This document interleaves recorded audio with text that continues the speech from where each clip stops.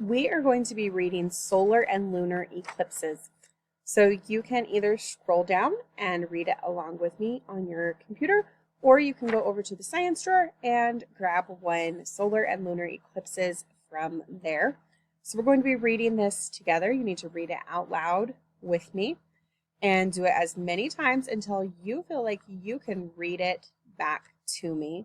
So that's question number 1 on this quiz, is that you're going to read this back. Okay, here we go. Solar and lunar eclipses. A lunar eclipse and a solar eclipse refer to events involving 3 celestial bodies: the sun, solar; the moon, lunar; and the earth. A lunar eclipse occurs when the earth passes between the moon and the sun, and the earth's shadow obscures the moon or a portion of it. A solar eclipse occurs when the moon passes between the earth and the sun, blocking all or a portion of the sun. An eclipse can be total, partial, or annular. A total solar eclipse is when the moon blocks out the sun entirely. A partial eclipse is when it blocks out a portion of the sun, and an annular eclipse is when the moon is at its furthest point in orbit.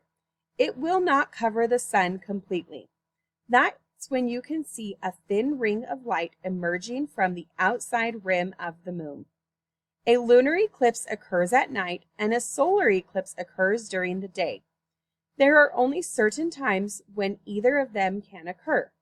A lunar eclipse can only occur when the moon is directly opposite the sun in the sky, a full moon.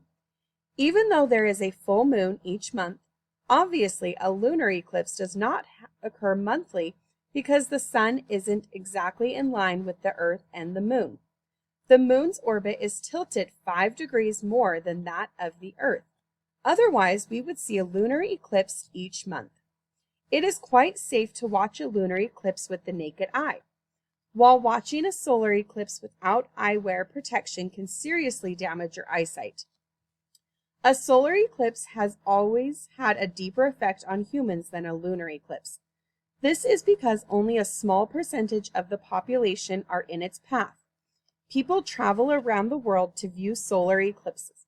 In 2017, people flocked to the area of the U.S. where they knew the sun's light would be blocked by the moon. You can stay home and see a lunar eclipse in your own backyard.